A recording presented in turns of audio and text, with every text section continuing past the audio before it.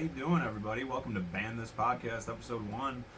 Me and JimmE over here, Collin Shea and JimmE Clark, are here to give you some updates on why we're not doing our other shows, and starting a new podcast in the process. We're gonna go ahead and talk about the strikes and what's causing us to basically put a pause on our other shows that we talk about shows. We can't do that when the entire industry is striking. Right, and so like specifically what we'll be focusing on here at the beginning at least is the SAG-AFTRA strikes and the writer strikes. Right. And so basically we want to go over some basic vocabulary and some timeline issues, and then get into what's going on and why we're here today, and why we're going to be lacking content very quickly. Anyway, so let's just get it started, right? Yeah.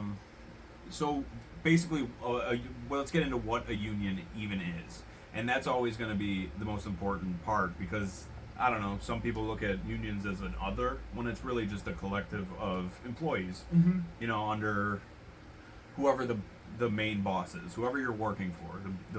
The technical term is bourgeoisie, right? Like the society's most wealthy, most elite, the people who own the means of production, the people who own the building you work in. Put it that way. So we got them, and then we got the proletariat, who is the workers. Anyone working. I don't care if they're making $1 million an episode or $20,000 a year. Yeah. They're all part of the same organization that's called a union, and when they work together, they can work using bargaining chips, which is withholding their labor, which creates value. In any marketplace, labor, number one, creates value more than the product, more than whatever you're selling.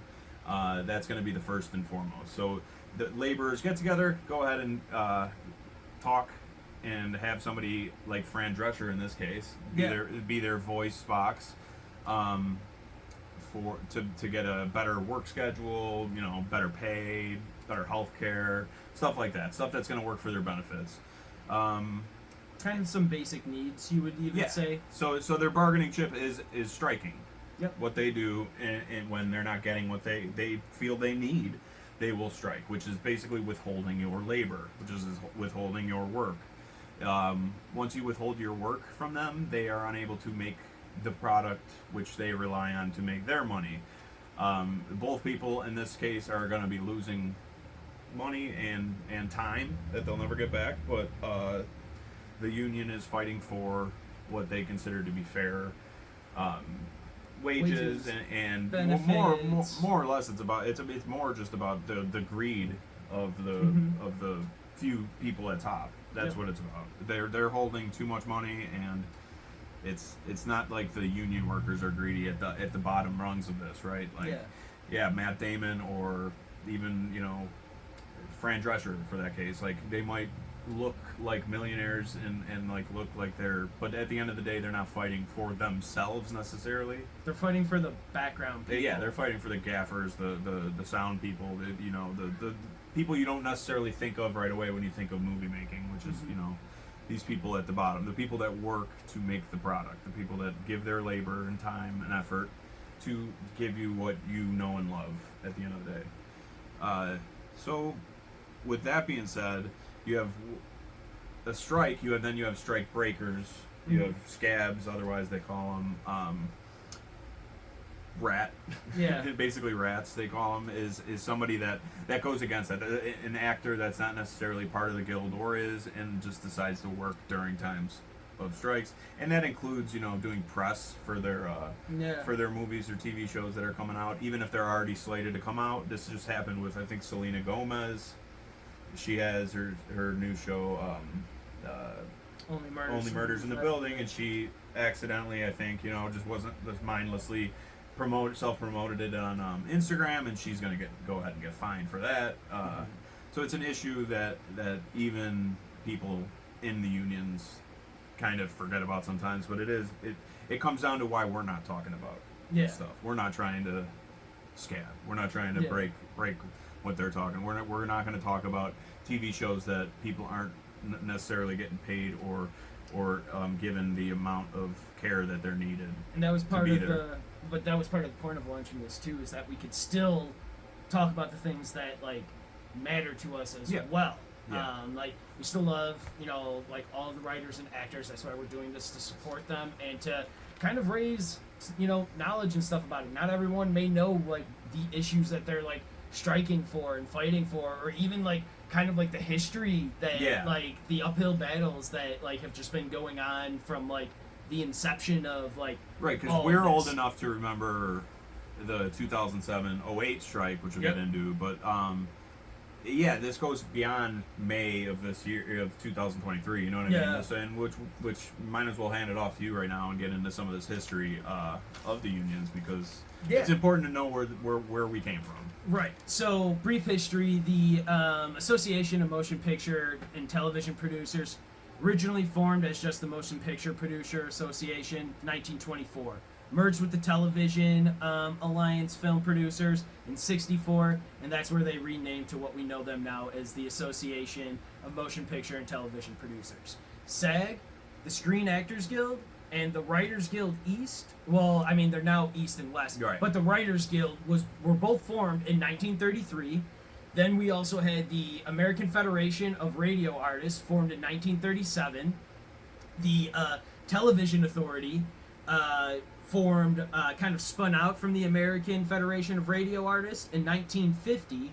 And then in 1952, AFRA and TA combined to become the... So television and radio came together, and it understandably came together. And became the American Federation of Television and Radio Artists, which what we know today as AFTRA, part of the SAG-AFTRA, in 1952. And then that's basically, then they kind of operate, both SAG and AFTRA operate totally separately, kind of trying to combine. There was one time in 2003 they got really close. They were off by like 4 votes or whatever. But then in 2012, they got enough votes to combine and join their unions. So the Screen Actors Guild, which is basically movie stars, people like that, people who work on movie productions, and AFTRA, which is radio and television, they all came together finally and merged into a single bigger conglomerate. unit. So if one goes on strike, they both go on strike. Yeah. And so that's where we're at today. So that was 2012 basically, and then that was right after the last major strike. So they decided to come together. Yeah, which was really great. I totally remember, like, I just remember seasons either being cut down really short during that time or extended during that time. Well, I remember that Aftermath, which is reality television. I remember that happening. Which is like... And just being, like, so bitter about it. Like, what are we doing here? Like, this is what we get, though. You know what I mean? This is... That toxic just energy that came from reality television all came from producers working with the studio execs outside of having writers. And it was just clear as day they didn't have writers and actors, because they were just putting anyone on screen at that point and just creating storylines out of nothingness and putting volatile people in a room together, and it just kept getting worse and worse. But we all know and love, quote unquote, that today. So which, I do actually sometimes love reality television, but I know what it is, and it came out of the scourge that was the corporations not paying the actors and writers back then. So it got better for a while, and then the reason I guess we're all here today is streamers like Netflix, Amazon now, and now it's every other television has their own streaming. Every other studio. They're not giving out their streaming rights in numbers, so like, again, a little bit back to the history. There's been constant strikes throughout the history of SAG, Writers Guild, AFTRA. Like, some of the first ones were in like the early 40s, right after coming back from like World War II and everything like that. And like, I know AFTRA, like one of their first ones was in the 60s and 60s into the 70s into the 80s. Yep. We kind of saw a few different strikes. Yeah, and during the 80s there was the major one, which lasted a long time. Yeah. 150 something days, which is going to be definitely. It seems like ours is going to be longer. Absolutely. And so then Commercial actors went on strike in 2000, so that's a whole different thing. Like, Right. yeah, there's been periods of strikes, and this one seemed to be set to be really, really long. Yeah. Because according to some of these executives, they're just waiting to starve people out. Yeah. They're waiting literally Which is so messed up. to get people late on their rent, kicked out of their houses, just can't afford food, to just have to come back to the table. Yeah. Luckily, there's a lot of Different funds that are out there. funds We're that going to are- link them into the description of this Exactly. video and everything, so that you can donate to them if you want to help out and do all that. Yep.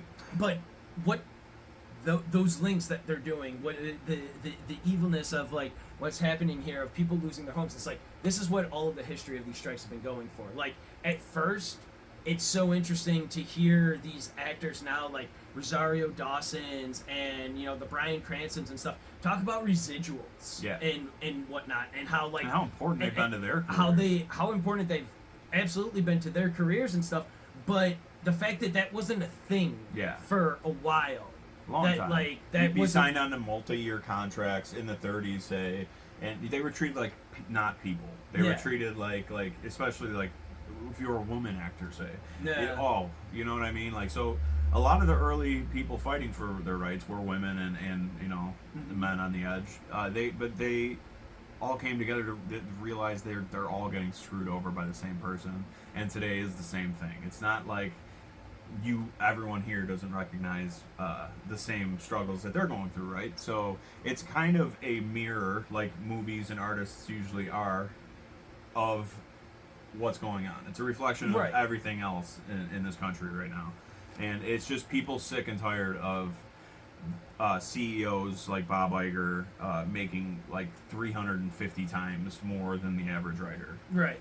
And like these people are just looking for basic benefits. and Fair stuff. wages, not Right. even like they don't want to. They're not asking to be rich. They're just asking to get over till their next job a little more. Yeah, to be able to like live and everything like that. Which again gets into the reason why on May 2nd of this year, 2023, writers decided to go on strike, which is Yeah. streaming 100% period, point blank. It's because streamers don't pay that same back end pay. They're not. They don't paying, even they're not release their numbers because Right. that's how like a lot of that stuff used to be. You could tally it. You could tally it by like DVD sales. You could tally it by people who are watching on the channels and like the only people who are getting this information is investors. Yep. Which is already an issue when you have sales down your neck telling you what types of products to create. That's never going to give way to the best type of art. You know what I mean? Right. But yeah, more than that, there used to be 80 shows a year. Yep. Now there's 500 plus. So on one end you could say, oh, there's more work, but at the other end they're not getting... the average screenwriter is getting paid 14% less than they were like 10 years ago. Like the average writer on a television show consistently is getting paid about the same median they were getting paid 10 years ago, and that's clearly a loss of money because inflation and everything. Money's, everything else, the supposed price to of go up in your so annual sale. writers have just been getting the short end of the stick. The first things to get cut usually on budgets are writers, which causes a lot of issues. So yeah, you used to have less shows, but you would have 20-something episodes that went from September to May, right? Yeah. So you had a job from September to May, guaranteed. You definitely knew you were going in, you were getting paid X amount for every episode. Yeah. And now it's 8 to 10 episodes maybe at most for most of these streaming services, and they don't get residuals. They don't get any of that compared to what like a cast member on Friends would get for being on television constantly and advertisers, and they're giving up a portion of the proceeds that is made from this show. Yeah. That is already made, it's already done. Even the actors that are getting paid well are only getting every main cast member on Friends got 2% of the entire gross revenue of what is made from Friends. So Yeah. they're not. It's not a lot. It's not a big chunk of what the Right. CEOs and executives are making. So it's not even an argument that Jennifer Aniston is not part of the union just because she gets paid a little better. She's Yeah. still getting screwed over. At the Yeah. end of the day, yes, she's getting paid really well, but like she's still getting screwed over even. Like she's still getting the people that are big, but they're not the ones that I'm worried about. They're the past generation who still does get residuals from regular television network. Right. Blah blah blah. But you talk to a television writer now who's only worked on streaming services, they're getting like $400 for their entire catalog being used in perpetuity. Right, and that's wild. For 3 Wild. years, they'll get $400. Whereas you could talk to different writers about what they get paid per episode in residual if it, say, airs on ABC or Fox reruns even. Yeah. Just Seinfeld reruns. Say, yeah, talk to the people who what they get paid there. They get paid really well for that because that was something the strikes have accomplished before, Yeah, which was getting residuals and getting that written into the contract before you even start the show. yeah. Like or the that movie that or that whatever, money's yeah. already allocated. Like basically, like whenever an advertiser comes around. Yeah, But like artistically, streaming's been a good thing in a lot of ways. We can't like deny that. Yeah. It's given writers a way to break away from their like weird structure that they'd have to go from commercials. Mm-hmm. So when you're writing for commercials, you have to have basically 5 separate acts. Whereas that's not 3 acts is what you want for a good story. Yeah. So 5 acts will kind of, especially if you're watching it and it doesn't have commercials, it kind of just seems really abrupt when they have those little stops. It gives them the creativity and breadth to be able to tell that 3-act story in the way it needs to be told, and you get a certain amount of time and that's it. But after that time, you don't have a job. You don't know if your season 2 is getting picked up. You're waiting around in the winds and hopefully getting another job. Whereas it might have been 1 or 2 jobs before in a year. Mm-hmm. Now, and you could rely on your residuals to last you that little break. Yeah. Now they don't have that. Now they're having to have 3-4 jobs in a year, and if you're lucky, right? Like if you're actually getting hired one after another, and that's gonna bring not only the quality down because you're gonna burn people out that way. Yeah. It's gonna bring the overall effect of just people's mental health just isn't gonna be able to handle that much work, and they're gonna, especially under this much pressure with this little pay. Yeah. So it's too bad because at first this was the golden age of television, everyone was calling it. Orange is the New Black came out and kind of changed the game. People actually went to Netflix to watch a TV show. Yeah. But Stranger actors Things. on that show Mhm. were having that was their side job. Yeah. Let me look this guy's name up. It was he literally was like, I had to keep my other job even though like we were the talk of town because Was it Jason Biggs? Matt McCory, Oh, Matt his name McCory. is. He said he had to keep a day job while filming because it paid better, which is Wow. insane. Like, you know what I mean? Especially considering what it became, and it's just that's not okay. That's not okay. So like that's one of those things is like with streaming and everything, it's interesting because again, before you used to be able to calculate, like it was numeric. You could tell how many people bought the DVD, Yep. the Blu-ray, the VHS, the beta tape, the laser disc. You could actually tell that stuff. And cable companies kept track. If you had a and- box in your home, they're Yeah. keeping track of your advertising watching, how long your TV's on. There's all of that data Nielsen mining has been ratings, going yeah. on for the entirety of sales, marketing, and everything. All of that Now, data, Netflix all of that data says, mining and we're stuff. gonna lock that in a black box. Only show that to our stockholders, and our stockholders are gonna be what tells us, not audience, not just what's good for advertisers. Even it's just what's good for stockholders. Well, and so that's the interesting thing because a place at first like Netflix didn't offer any ads or anything on no. there. It was just their monthly rate or Yeah. whatever. Well, and that was a lot, which was a lie. Yeah. Which was a lie. They lied. Yeah. They said, you could get off streaming. Streaming is going to be the only. You don't get off cable. I mean, you cut your cable. Cut the cord. That was garbage. It was. They knew all along that they were going to be an also. You have cable plus. Yeah. And yes, some people don't have cable, but you have the internet. You're still paying that cable company. Mm-hmm. They're still finding a way to, and they're tracking your data and not giving you anything back. Yep. In fact, you have to pay for it, and now we're gonna have to pay for ads on top of that. And it's just becoming ridiculous. To the point where I think even we're starting, as consumers, are starting to be like, why?